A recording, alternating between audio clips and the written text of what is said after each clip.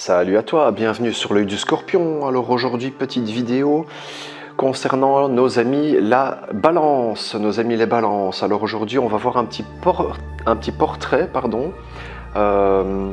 de ce qu'est la balance. Alors comme j'aime bien le faire et comme je l'ai fait dans les autres vidéos, quelle est l'essence même, le cœur de ce signe, quelle est l'origine de ce signe? C'est très simple, c'est l'équilibre, l'harmonie.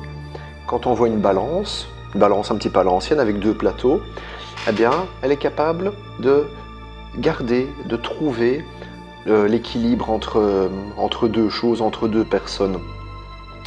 Donc rien que de ce postulat-là, on peut déjà comprendre quelle est la nature et quel est tout ce qui va découler quelque part de la balance. La balance, elle a comme signe opposé le bélier. Le bélier, comme on l'a vu dans la première vidéo, c'est un signe qui s'affirme, qui donne son point de vue. La balance, elle est capable d'écouter le point de vue de l'autre. C'est un signe qui est naturellement tourné vers l'autre. Le signe de la balance est gouverné par la planète Vénus, tout comme le taureau. Et Vénus, c'est quoi? C'est l'amour. C'est tout ce qui est le sens affectif. C'est le charme. C'est la sensualité. C'est ce qui permet de faciliter les rapports sociaux. C'est ce qui va mettre du liant dans la communication. C'est ce qui permet que la communication soit fluide. Donc une personne qui sera du signe de la balance ou une personne qui aura même des planètes dans le signe de la balance. Ça peut être le soleil certes, mais ça peut être Mercure, Vénus, la Lune, etc. C'est une personne qui sera quand même vachement tournée vers l'autre. Donc c'est une personne qui sera sociable, qui par moments sera hésitante, parce que comme elle a cette capacité à écouter le point de vue de l'autre, à peser le pour et le contre. Ça dit bien ce que ça veut dire, peser.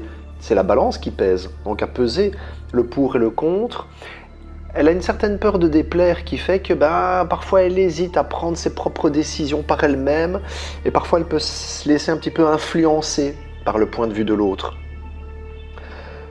Comme la balance, elle a ce sens du contact et des rapports harmonieux, elle peut développer un côté séducteur, un côté artiste, un côté raffiné. Elle a un très bon relationnel. Elle a un sens de l'esthétique, de ce qui est élégant. Elle a le sens de l'équilibre aussi.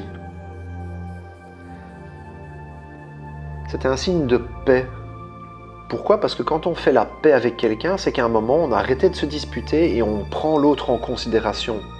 Et ça, c'est le gros point fort de la balance, c'est qu'elle sait prendre l'autre en considération. Elle a un certain savoir-faire relationnel qu'aucun autre signe n'a autant qu'elle. Donc de ce fait-là, c'est un signe de paix, qui est pacifique. Elle est diplomate, elle est courtoise. Elle sait se faire des associés et des partenaires, car elle sait collaborer. Elle a ce sens de l'égalité, de l'impartialité, de ce qui est équitable, juste. On peut trouver, que ce soit des balances ou des gens qui ont des planètes dans le signe de la balance, on peut les trouver dans tout ce qui est juridique, dans la justice, etc. C'est une personne qui est intègre, qui est droite.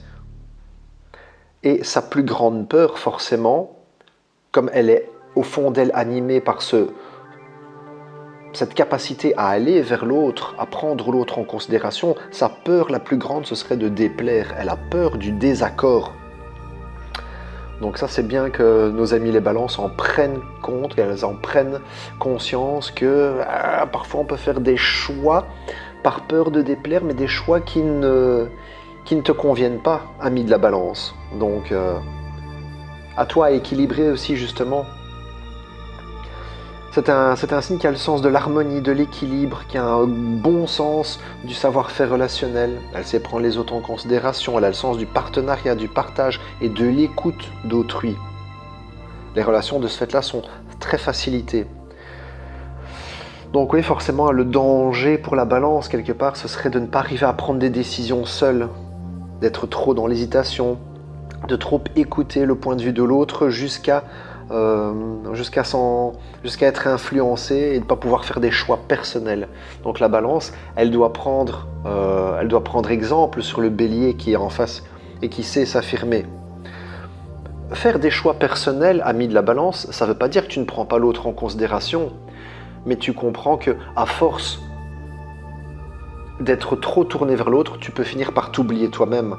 Donc là, il y a un équilibre à trouver, et l'équilibre, c'est ton créneau, donc...